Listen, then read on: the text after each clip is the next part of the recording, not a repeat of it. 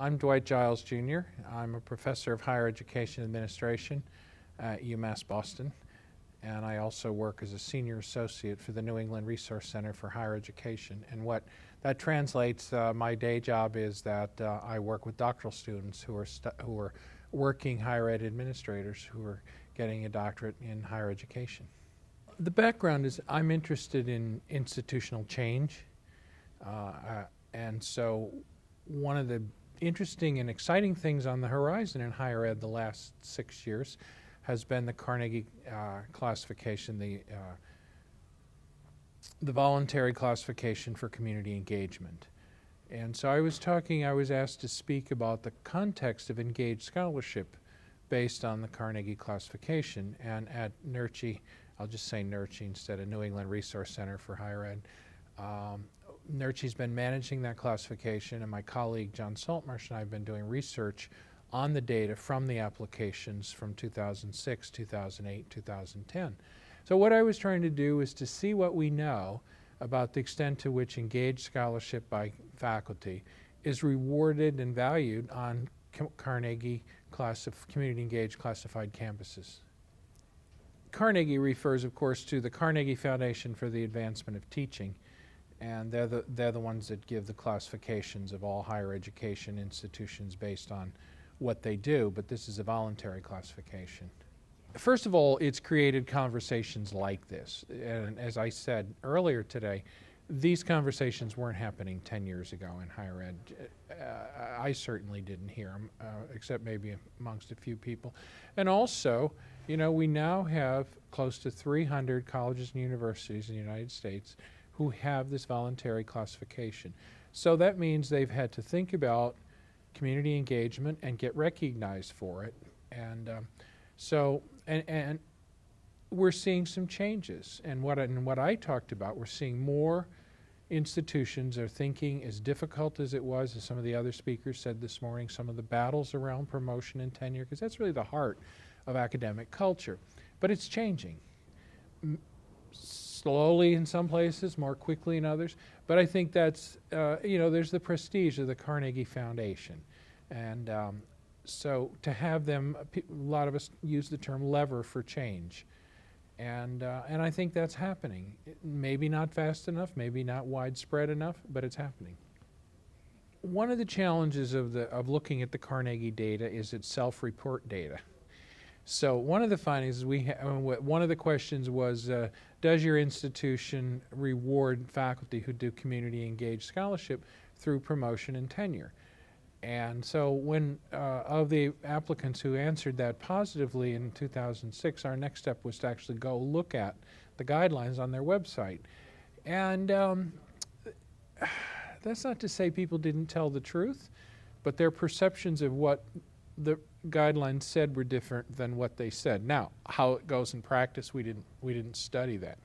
But so that was one of the first things that we really only found in the first round of analysis, only 7 schools that really had changed their guidelines and really did strongly support and reward community engaged scholarship for faculty. What we don't know is how many faculty do it anyway and get rewarded under the old system. So but right now we're looking at policy, not practice. I don't know if you got a count when I asked people to raise their hands, but it looked like over half of the room raised their hands at the different points of the 2006, 2008, 2010 classification. And I was pleased with the level of engagement and the level of discussion. I thought the 2 provosts were wonderful who, against this backdrop of data that I had presented, they gave 2 wonderful stories of 2 different campuses and both the challenges and the rewards of supporting faculty doing engaged scholarship. And the conversation at the tables that came up toward the end of the workshop was really lively. People were talking about challenges, but they were talking about ways they had addressed some of the problems and some of the solutions. So I was really pleased with what I saw as the level of engagement.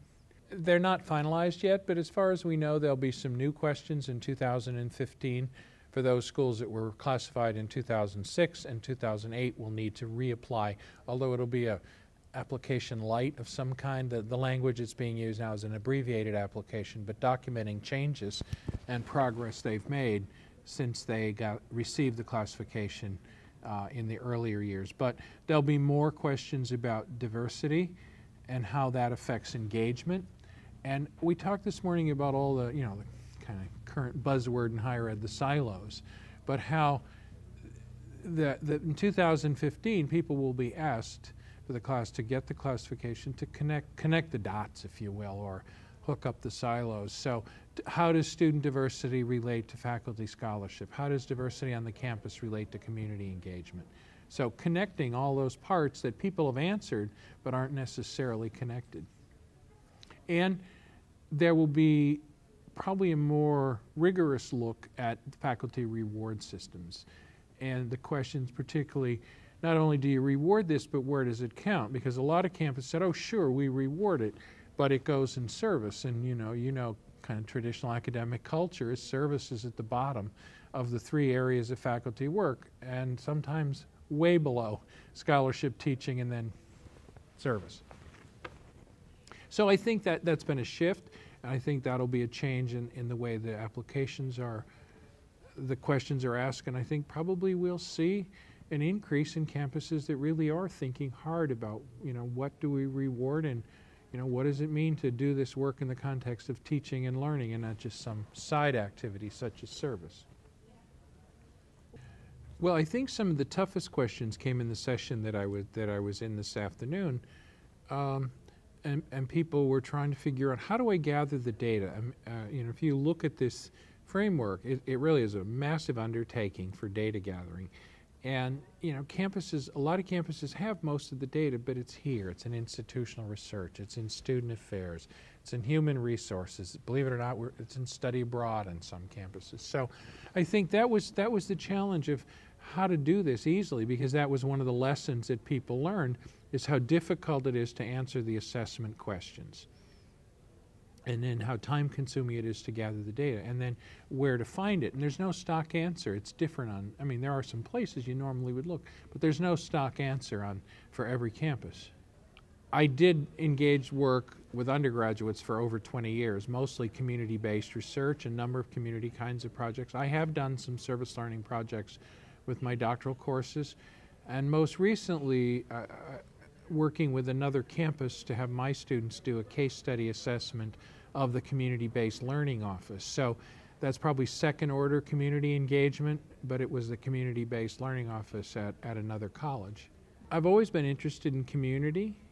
So as an undergraduate, I was involved in community and social causes, and got interested in being a community organizer, and actually have some training and some experience in being a community organizer. And then I worked in community agencies for a while and had students from local colleges and universities help do things on projects in the agency. And then my doctoral work is in community development. So I really come into higher ed, even though I've taught in a number of colleges of education. I don't have a degree in education. And so I come into the academy from the community side as a student activist, as a community organizer, as someone who's studied community and volunteerism. I discovered early on in teaching, it's the way, at least for me, it's the way my students can learn best, which means it's the way that I probably can teach best. As I said this morning, there are forces. There are forces for and forces against, the classic model of a force field. So there are factors that are pushing community engagement forward, and factors that are push back or pushing it backward. I don't think the gains we've had will be reversed. I think it'll be slowed down in these economic times. Although, if you saw the slide this morning, one of the things that a lot of the campuses are doing for their engagement work is economic development. And I think the Campus Compact Summit next year will be on economic development. So it may slow down the pace of change, and part of it is that there's some things that are just happening. People always say, well, it's the older faculty who are entrenched.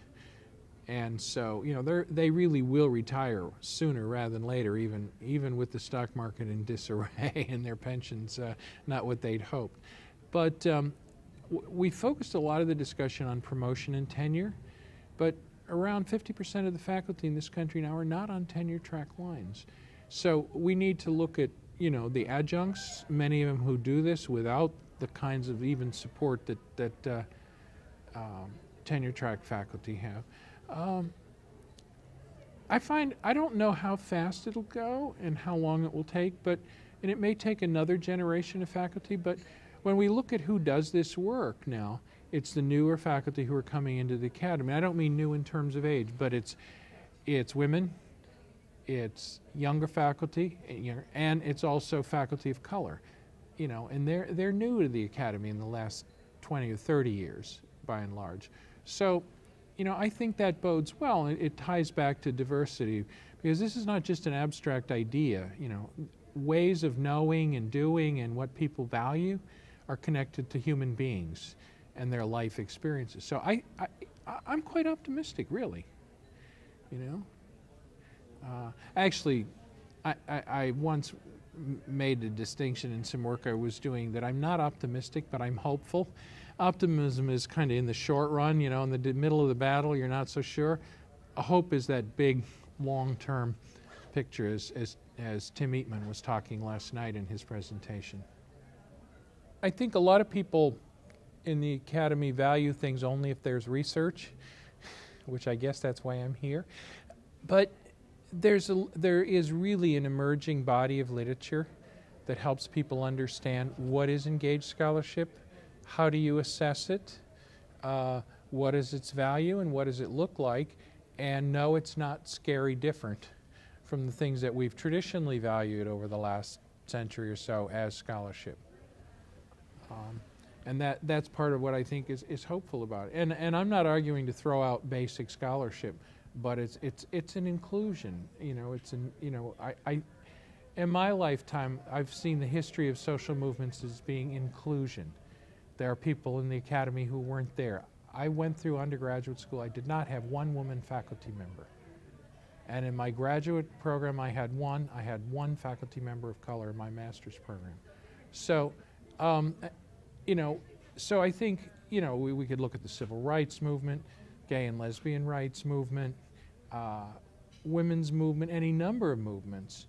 And so, Martin Luther King said that the arc of the universe bends toward justice, and he was certainly an influence in my early life. So I think we are moving toward more inclusive ways, and it's really hard to kick people out of the academy once you've invited them in, even a little bit. I'm excited to be here, and I think I like the two institutes. Yesterday, I spent time with the faculty last evening, and yesterday afternoon with the Faculty Institute. And I'm just excited to see these conversations happening. I'm excited to see campus compacts coming together, from Florida to Maine, or maybe not quite all the way to Maine, but I actually have been critical sometimes of the state model of campus compacts, because in New England, I can be in 3 states on an errand in a day, without working too hard at it. And so I think having these regional collaborations are important not only for the topic, but for the future of how Campus Compact and other organizations do their work. So I find that exciting.